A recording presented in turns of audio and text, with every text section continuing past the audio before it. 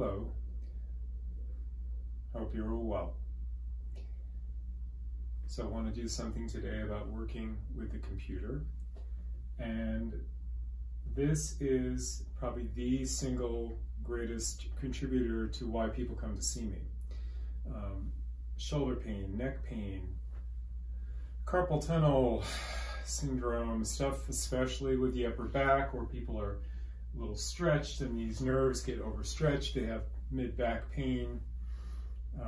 Go to a massage therapist, they pound on your mid-back, makes it worse. Okay, anyway. So let's talk a little bit today about how we can make this better.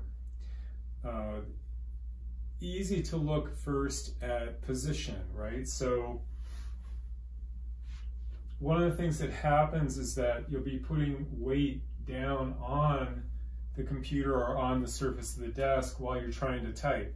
You don't want to do that. You want to arrange yourself so that you're sharing support between your feet and your sits bones, and this can be active, but you're not using your keyboard to hold yourself up. That seems like it should be self-evident, but you know, we all get sucked in to what we're doing on this thing and we forget how we feel.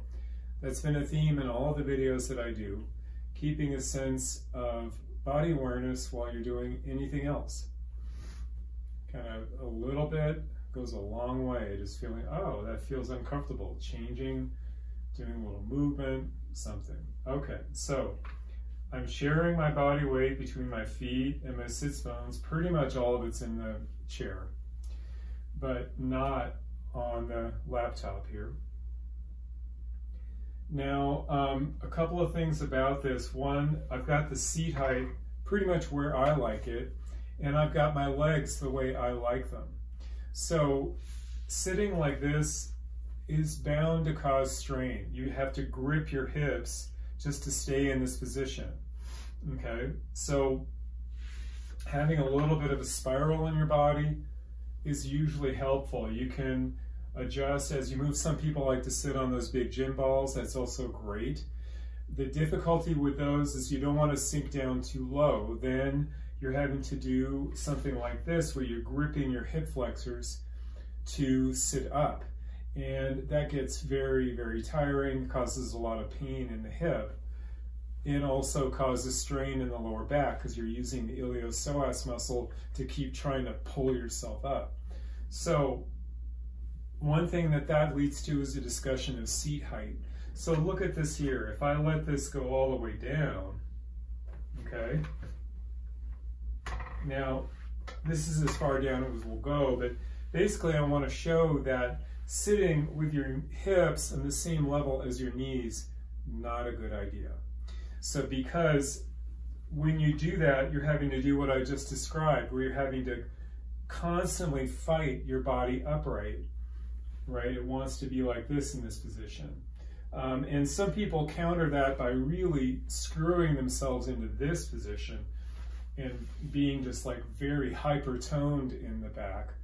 So either you end up with people who are like this and everything gets overstretched back here. When nerves are overstretched, they get inflamed, not happy, they will complain, okay, of the nerves in your back. Or hyper-toned here like this.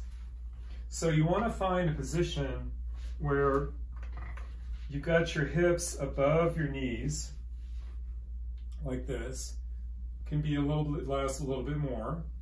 And I prefer a spiral. That means 1 foot back, 1 foot forward, and you can change it, right? And the nice thing about this spiral position is that in addition to allowing you to shift position in the space in terms of whatever you need to do around you, yeah, also allows you to easily stand up if you need to, because your weight's already forward over that foot, right? Okay. Now, so we talked about this, don't put weight here. You want to avoid positions where your legs are not helping you. So here you're putting massive strain on your lower back by having your legs splayed out. This is another one that people do that, you know, it feels good in the moment. And by the way, if something feels good in the moment, go for it. Do it in the moment. Here I'm getting a nice stretch in my hip here, okay? So go ahead and do it, and then come back to something more useful, a spiral position of some kind. So now, it's also really, you know, a nice thing if you have the option to vary the desk height, then go for it. And you can do a standing desk. This is not a standing desk, this is my massage table. And it's not ideal. I think you might want to go up a little higher. Now, same thing here. I see people who think they've got a standing desk and they've got it together, and then they're kind of constantly working and getting, you know, uptight this way. So same idea with this. See if you can allow a sense of spiral in the body, so you're not having to grip and grip to stay up, but you've got a little bit of spiral. I'm going down a little lower than you might need to. If you had a true standing desk, it might come up to like here, you know, or a little higher. So that's, you know, that's pretty much it. You don't want to, you know, if you feel yourself tensing your shoulders, stop doing that. If you feel yourself gripping your feet when you're standing or sitting, also stop. Just take the time to feel into your body no matter what you're doing.